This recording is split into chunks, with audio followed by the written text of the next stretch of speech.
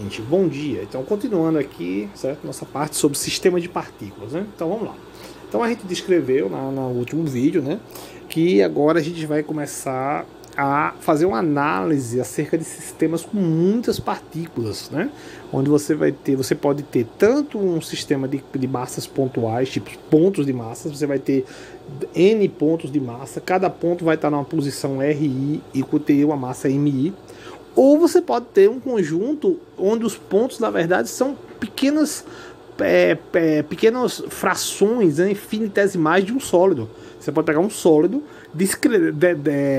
discretizar o sólido de pequenos pedacinhos infinitesimais que tem volume ou área pequenininho, e aí esses pedaços vão ser tratados para formar um sólido.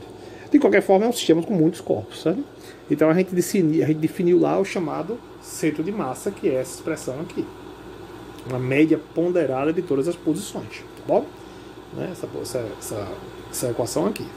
A gente pode passar esse M para cá e escrever essa equação dessa forma aqui, tá bom? Então essa foi basicamente o que a gente fez na aula passada, definir o conceito de centro de massa, a posição do centro de massa e como calcular ele. Fizemos algumas aplicações. Então vamos fazer o seguinte agora, vamos estudar agora o movimento desse centro de massa, vamos derivar ele, para a gente ver como é que algumas propriedades interessantes que aparecem acerca das suas derivadas e alguns conceitos que podem aparecer aí, que vão ajudar muito a gente tratar esse sistema, tá bom? Então vamos lá, vamos derivar essa expressão, derivada de dois lados em relação ao tempo.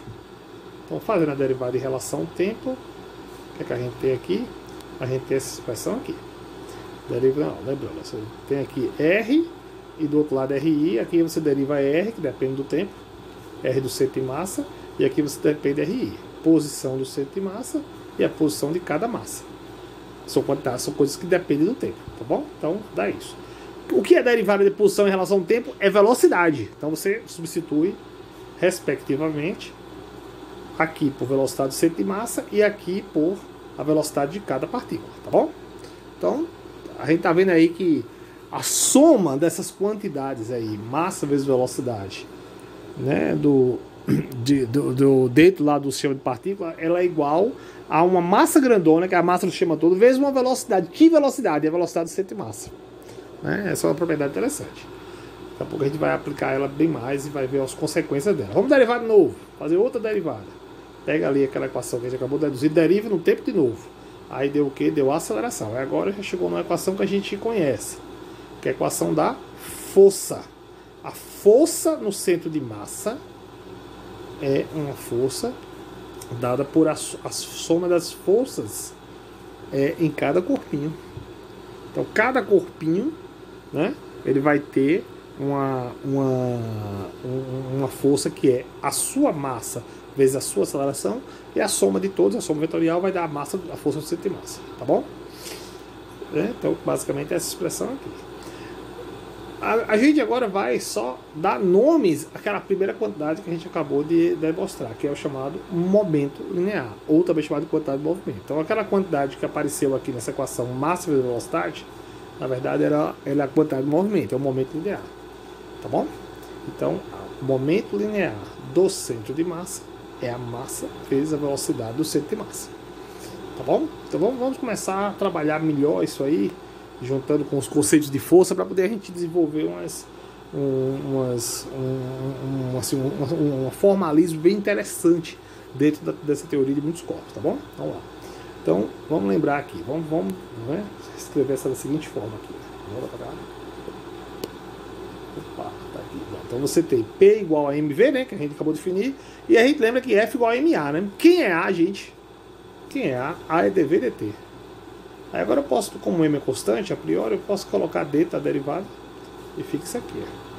O que é MV? MV é P. Então, gente, a força e o momento estão ligados por essa expressão.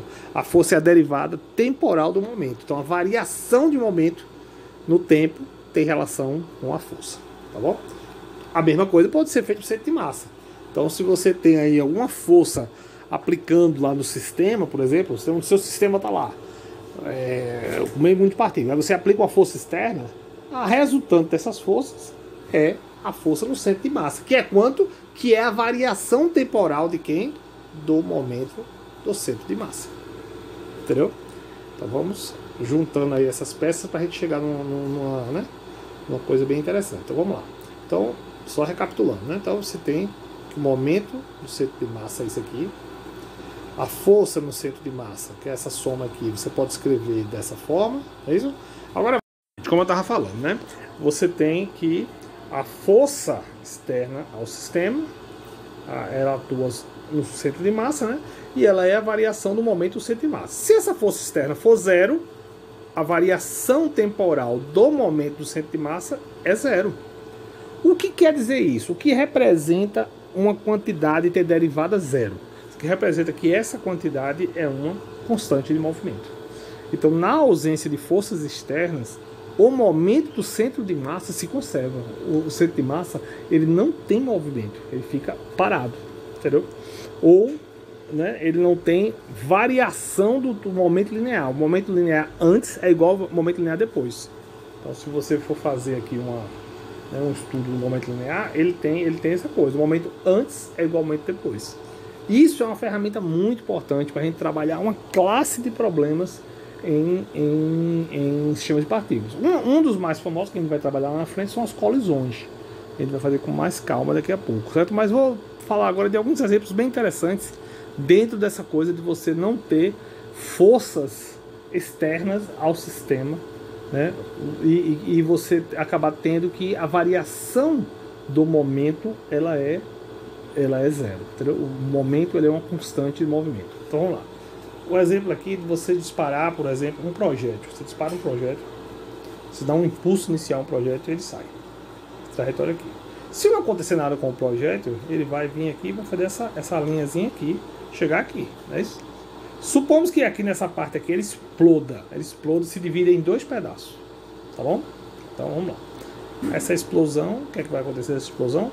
Ela vai ter um pedaço de massa M1 vindo para cá, um pedaço de M2 vindo para cá. Esse M1 vai cair aqui e esse M2 vai cair aqui.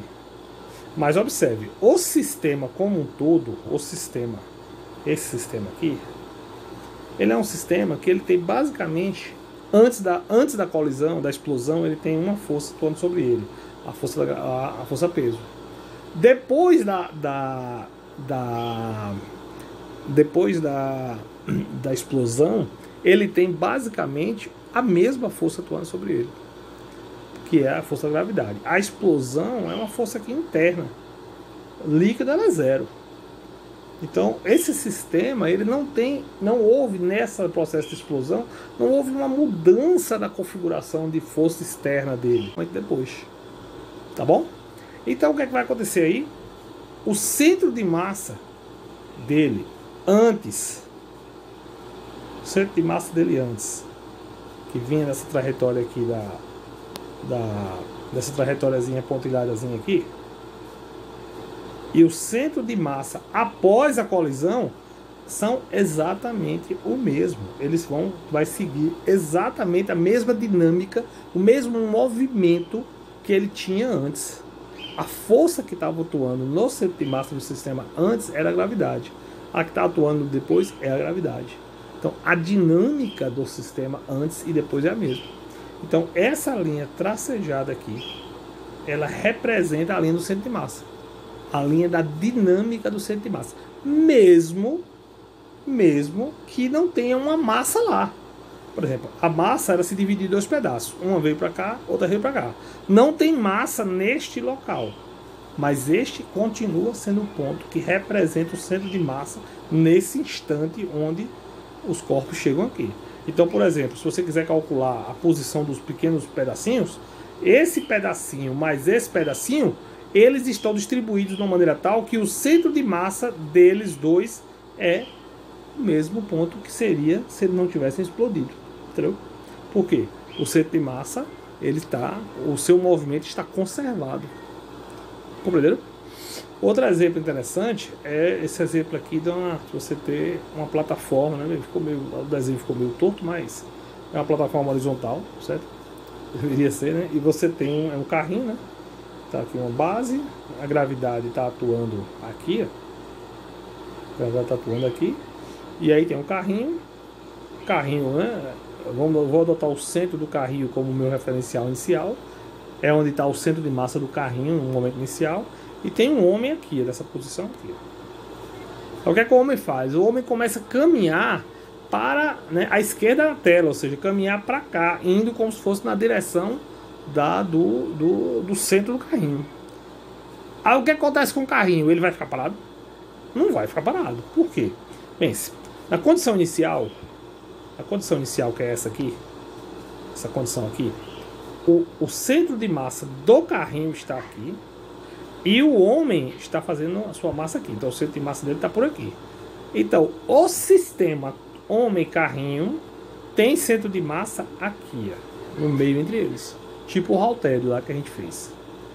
Quando o homem se mexe, esse movimento é um movimento interno ao sistema. Não tem, novamente, não tem uma força, alguém que foi lá e empurrou o carrinho ou empurrou o homem. Não houve. Certo? Todos os processos de força que estão atuando aí são processos internos ao sistema. Então o homem começou a andar, é um processo interno. O carrinho, se ele ficar parado, você vai estar deslocando o centro de massa. Fato.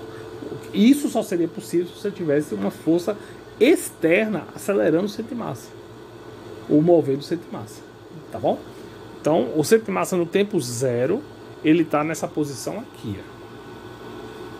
Se acontecer qualquer modificação da posição das pessoas aí, no caso da pessoa e do carrinho, tem que acontecer de maneira tal, se for oriunda de processos internos, tem que acontecer de uma maneira tal que o centro de massa após continue na mesma posição. Então é isso que ele vai fazer.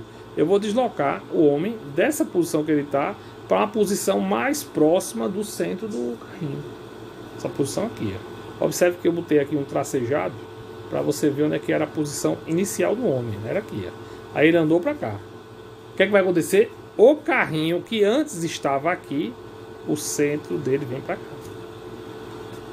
Para poder o centro de massa agora continuar na mesma posição que estava antes. Aí o centro de massa continua na mesma posição. Tá bom? Então é isso. No primeiro caso, que era o caso lá desse sistema, você tinha a gravidade atuando no sistema. Então o centro de massa do sistema está sob a ação da força da gravidade. Antes e depois. Então por isso que a dinâmica, a trajetória, o movimento do centro de massa tem que ser o mesmo.